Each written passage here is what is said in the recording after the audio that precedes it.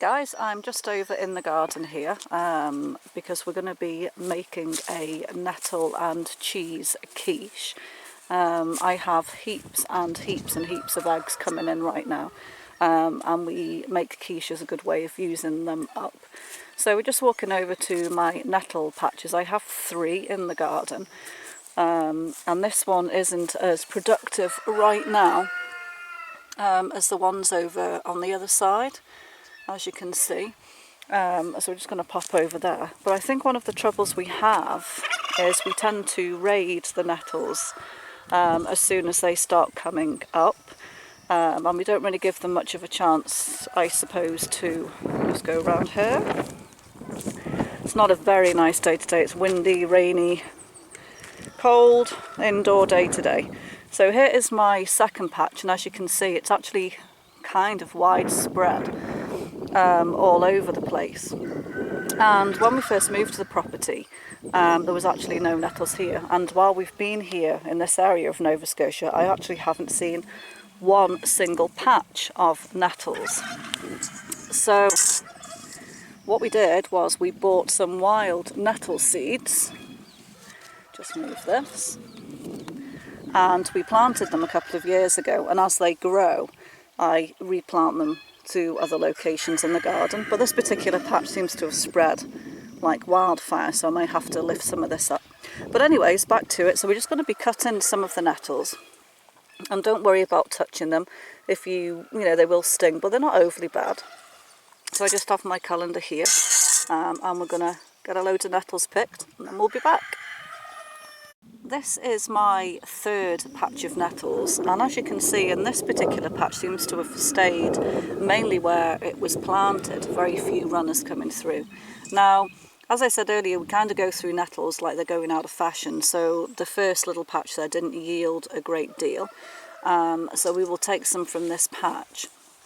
And when I cut the nettle, I actually take the whole main top of the nettle off right here, and what that does, that encourages it to bush out and produce a lot more growth, which is exactly what we want.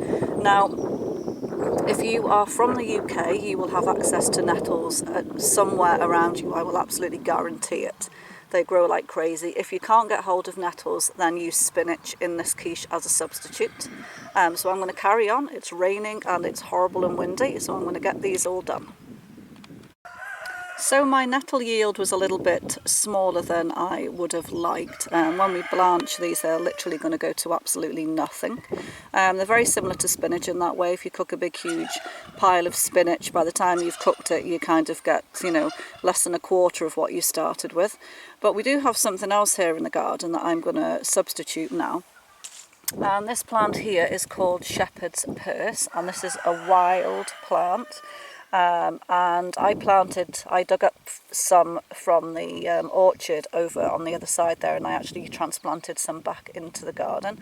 So this is taken from last year. I did have some more of it here, but I think it died. And all plants like this are easy to identify, the shepherd's purse, just from the little purses that they have from the seed heads. But unfortunately these aren't going to go to that stage because I'm going to pick some. So all we actually do is we just take off where it's tender, and if you can see here, I've left that little flower head, and we just take the top off, and that way, again, similar with the nettles, this will actually sprout. So we do similar here. We just nip him off, as you can see, and same here, same here, same here, same here. So we end up with a little handful, and we'll just pop those on the top of the quiche so they can go in. Now the leaves are also edible, so we could pick a few of the little leaves there too. And if you don't know this wild food, the shepherd's purse, then just leave it out, or just substitute a bit more spinach or whatever greens that you have. I just use what I have around and what I know is good to use. And I don't want to overly strip this plant because I do want to make a pie there too. So I'm just going to take a small little handful of that, leave the majority because I am going to be making a turkey mushroom pie, and I will put some of these wild greens into that. So I'll just take off those last 2 heads there, and we'll get out of this horrible weather and we will go into the kitchen. Right, so now we're in from the rain and the cold, and the first thing to do obviously is make our pastry. Now I just make a very quick short crust pastry for the bottom of the quiche. If I'm making a pie, I make a flaky pastry, and you'll have to watch further videos on that. But anyways, in my bowl I just have an equal quantity of whole wheat flour and white flour, and half the amount of butter as I do have flour. So all we are going to do really is just chuck all of our butter.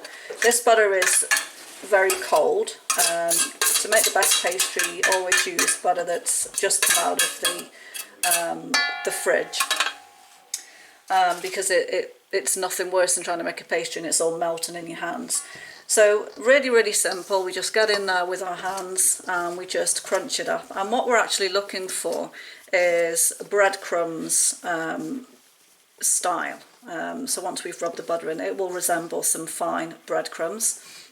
If I were to make the flaky pastry, that's a different process, because we want butter lumps rather than it being a very fine to begin with. So I'm going to carry on there. As you can see, I'm just rubbing the butter through my fingers, and I will continue to do that until we get to the breadcrumb stage. Okay, so the pastry now resembles breadcrumbs, and yes, I know there's a few little lumps of butter in there, but that's good enough for me. So what we're going to do now is actually put the water in the pastry. But first of all, I am using these little foil pie tins to make the quiche today. My quiche tin's a bit battered up and not really any good, and I have these around, and at the moment we're not supposed to be zipping to town every 5 minutes to get supplies in. So I just use those. I also have here, I made a milk loaf this morning. Now this is an adapted milk loaf recipe, and adapted I mean to what our family likes. So if you would like me to make that, then please leave a comment down below. So I'm just going to pop that milk loaf into the oven. Right, okay, so what we're going to do now is we are simply just going to take some water, and we're going to add the water in bit by bit until we get a nice mixed dough. Now, when we're making pastry, it's important that we don't go gung-ho with the water to begin with, because you will end up with a bit of a mess where we have the flour and it's just gone to a slush. It's really easy to overdo it sometimes, and I have done many times. So what we're looking for is we're looking for the pastry to clump nicely together, and this does need a teeny little bit more water. Not too much, just a little drop. And as I say, a little bit by bit is best. And as you can see, it's coming together now. Kind of got my hand in the way, but you can just see that it's starting to come together in the bowl. And I would say liquid wise that is good enough. So we just knead that together, and we're about there. So we clean the bowl out, and you know, it's wiped all of the stuff out. We don't want to waste anything, so we'll get rid of that. And that's how simple it is to make a pastry, and even the flaky pastry is just as simple to make as well. So we're making 2 quiches today, so all we need to do is split that pastry in half. I've just got my dough scraper here, and we just roughly split that in half. And I will write the measurements for the pastry down in the description. And there we go. So we do have 2 rough pastry lumps for our 2 bases, and all we need to do now is just simply roll them out and put them in there, and then we're going to blind bake them. Now to blind bake, you always have to put some weight onto your dough if you're blind baking anything, so it doesn't rise up and have air bubbles underneath.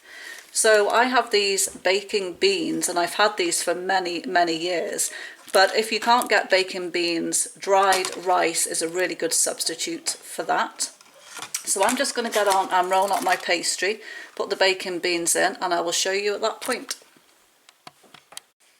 Okay, so I've rolled the pastry out into my tins, and we do rustic in this house, folks, so all I've done is taken a pair of scissors and gone around the edge of the quiche. I haven't gone up to the edge because this will shrink as it cooks. So I've just done the two there, and all we need to do now is take some foil and place the foil loosely into the bottom of the tin there.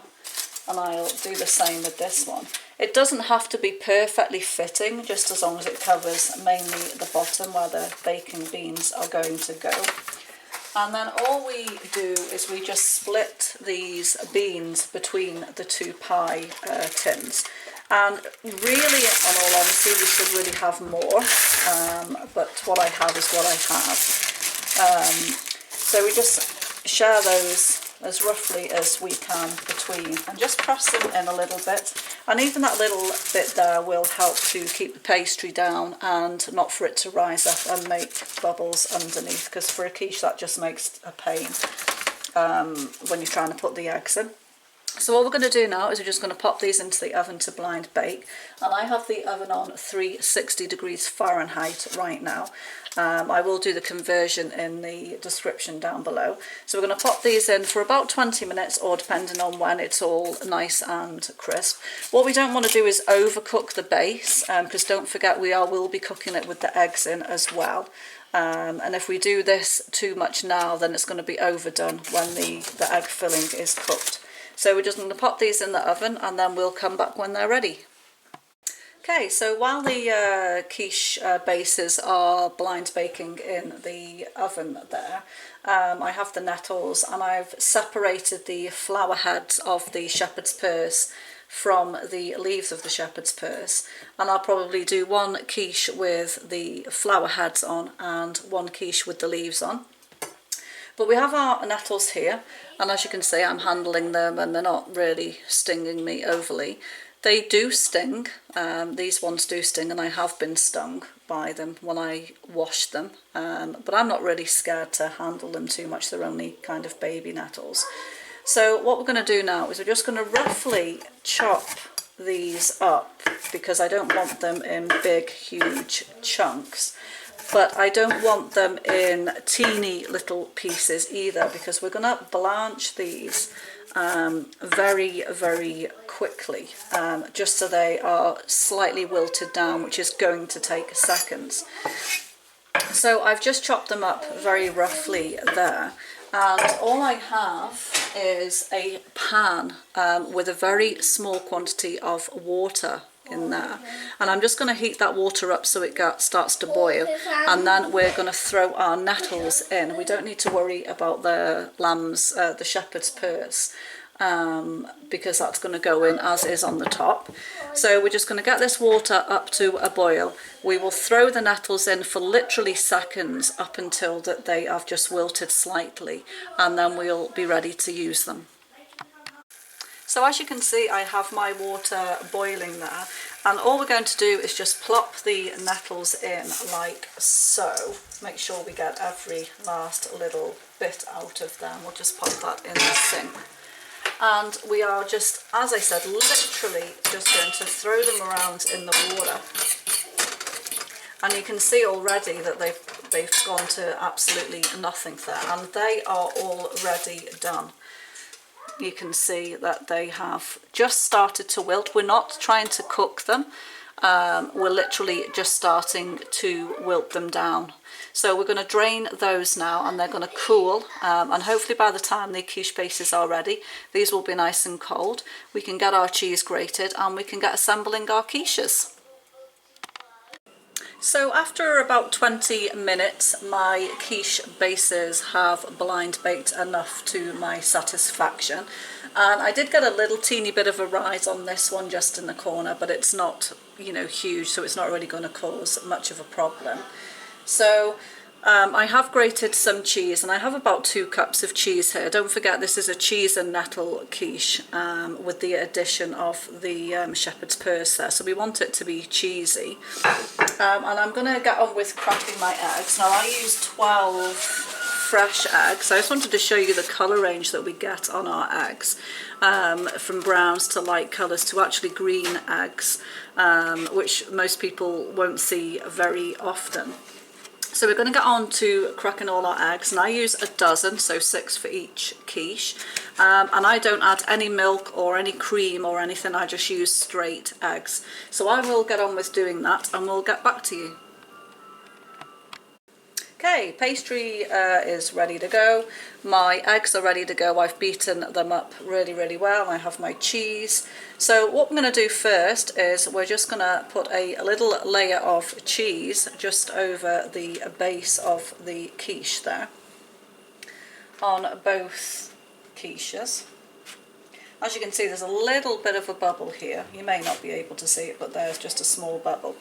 And we're going to share our pitiful amount of nettles over our cheese, like so. And as I say, I would like to have had a little bit more nettles going in these quiches, but raiding them too much and all of that stuff. So there you go, that's covered evenly, roughly, in the 2 quiche bases. And what I'm going to do now is I'm going to pour in my eggs, and as I say, I haven't used any milk or cream in here, it's all just egg. So we're going to divide the egg mixture between the 2 quiches, like so.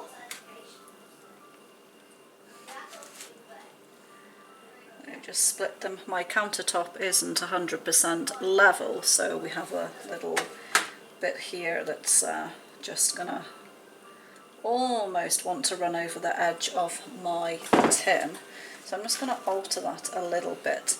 Now all we're going to do now is we're going to share the rest of my cheese just over the top, again as even as we can. I need to be careful popping this into the oven because it is trying to overflow there on me. So spread all the stuff around. The worst thing that can happen if it overflows is it basically just burns on the tray and it doesn't smell very nice. So remember what we have here. We have our flowers of the shepherd's purse. So we're just going to lay the flowers up on the top of the quiche as artistically as we want to be, or just chuck them on, whichever way you want to do it. So there is that one. We'll try and make it a little bit more even. So that is the flowers on that. And on this one we're just going to pop the leaves over the top, like so. And I haven't added any salt to the egg here because I personally don't think I need it. And I'm actually turning this around because I think the problem is my tray is very uneven, and for some reason it's deciding to want to overflow on me. So I have no salt at all in here. The cheese is salty enough for us. What I'm going to do is just grind a little teeny bit of black pepper onto the quiche there. And as you can see, my board here is causing me a bit of trouble.